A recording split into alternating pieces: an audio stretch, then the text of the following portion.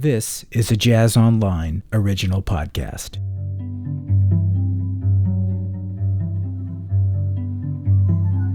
On this episode, we visit with Grammy Award-winning cellist and composer David Darling.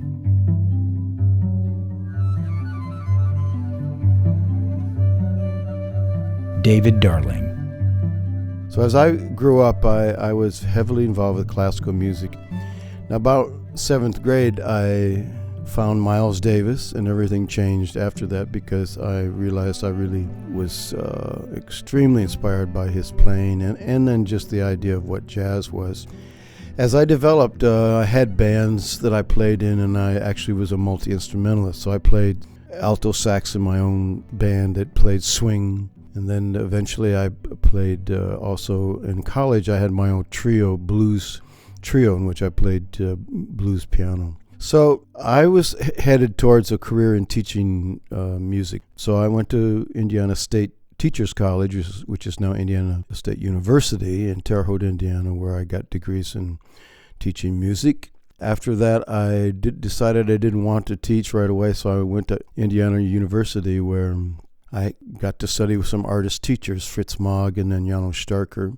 And then I got tired of trying to get on the doctorate level in cello there, but I did find out that I could play pretty well. I mean, I wasn't the worst one of the 77 cello players on campus. I did pretty well. In any case, I quit that stuff and I decided to go and teach in Evansville, Indiana, where there was a very handsome job. And I did that for 4 years, and then I got a university proposal to teach at University of Western Kentucky University in Bowling Green in the year 69-70. And that year, when I had this wonderful job that I thought I would have for years, and I had just gotten married, had my first child, was 2 months old. Out of the blue, I get a call from Paul Winter to sub on a gig. He was looking for a cellist, and so I agreed to substitute, and then ended up at Stetson University to play this concert as a substitute cello, and there were all of these fantastic guys which I didn't know. Paul McCann was the greatest English horn oboe player in jazz ever existed, and Ralph Towner, one of our great composers and 12-string guitarist. Because I had a chance to play with Paul Winter, my ears and my eyes opened up to ethnic music from all over the world. So it was a huge education for me to be around Paul for the 8 years I played with him.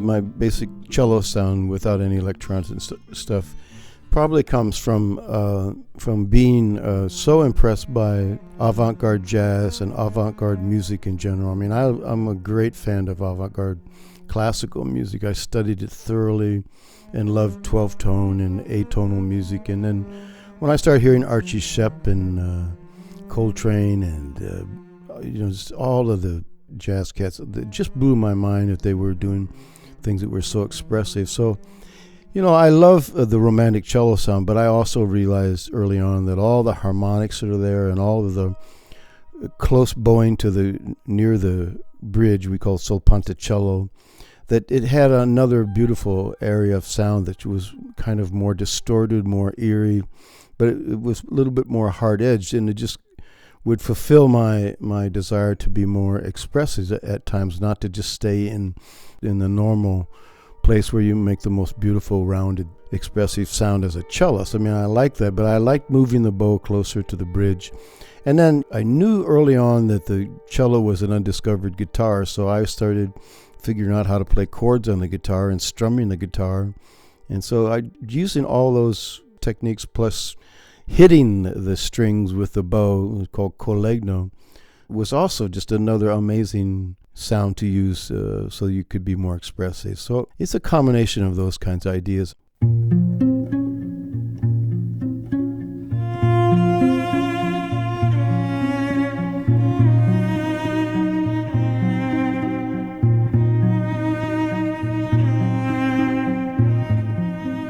when Mickey Houlihan of Wind Over the Earth Records in Boulder, when he and I first started working together, I met him in the Grand Canyon when he was hired by Paul Winter to be the recording engineer in Nature. A nice man, I met him, and I really liked him, and then he invited me to Boulder to do some records, and we did some sensational records with two of America's greatest writers. First, Barry Lopez, and then secondly, Terry Tempest Williams. And I just played cello behind them, reading things out of their novels, River Notes and Refuge.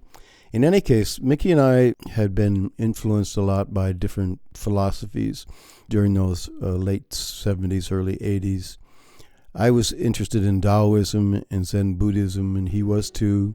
And we'd met this Chinese philosopher and dancer named Zongliang Ao Huang, who was teaching at the Esalen Institute, and I had been invited to be with him at Esalen and play the cello in Big Sur, California. And I was around his teaching and the teachings of Alan Watts, and two seminal philosophies like the Watercourse Way was such a beautiful idea to me, that and the path of least resistance. Those two things were really very, very big in my mind and in Mickey's mind. And we, for a while, were trying to make music that actually we were trying to put music inside the flow of water, because he's the kind of crazy engineer, genius engineer, who would go up in the glaciers above Boulder, Colorado, and record streams at 2 a.m. in the morning so he didn't get any planes. And just to get this pure sound of a stream with, a $5,000 microphone or so, he's that crazy. Or to record a drip in his bathtub, that kind of thing.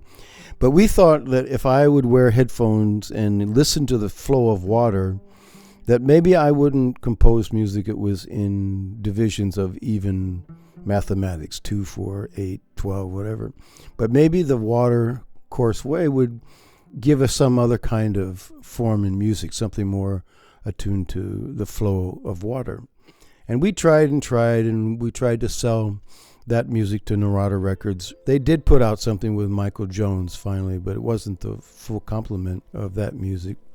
And then we had some left over, and so we kept working on trying to get this album together, which in a way was supposed to be very mellow and melodic and introspective and quiet.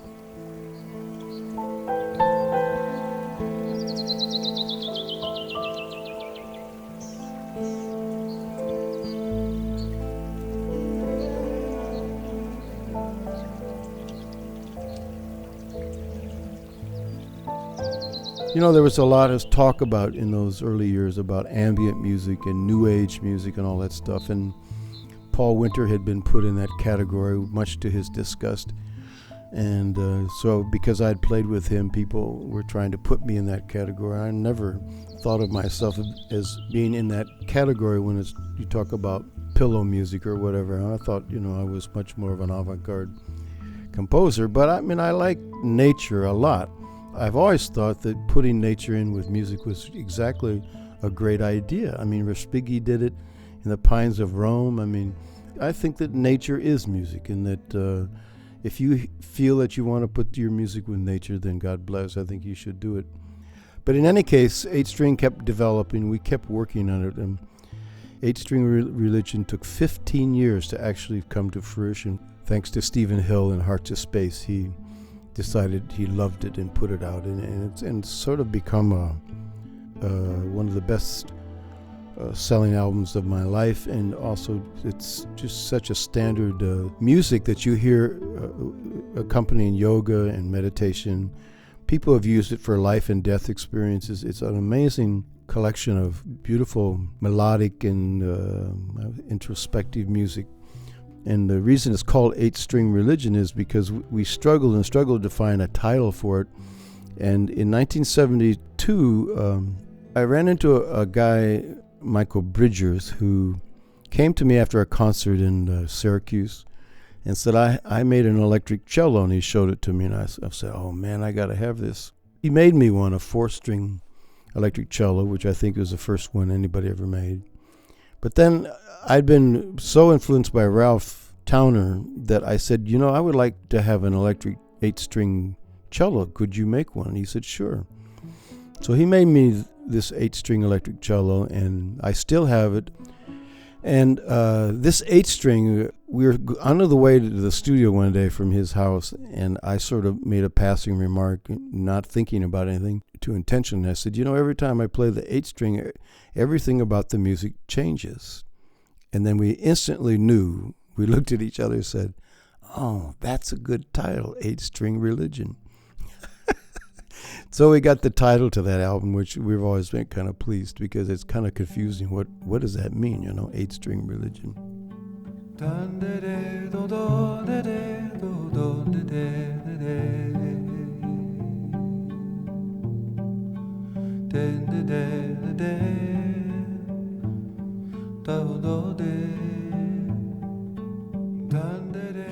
I'm a maverick kind of a musician who loves ethnic music from all over the world. I love jazz, I love blues, and I'm basically a classical cellist who just loved the cello right from the beginning because of its unbelievably emotional and feeling sound. It fit me perfect, and I've been pretty much trying to hone that style through various ways of recording, which I'm still doing.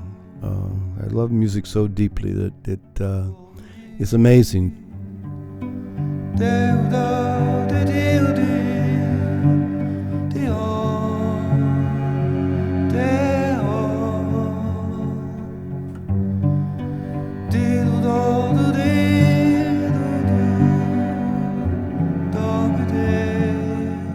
For a list of the music featured on this episode, visit jazzonline.com. And for more information on the artistry of David Darling, visit daviddarling.com. This is a Jazz Online original podcast. Thanks for listening.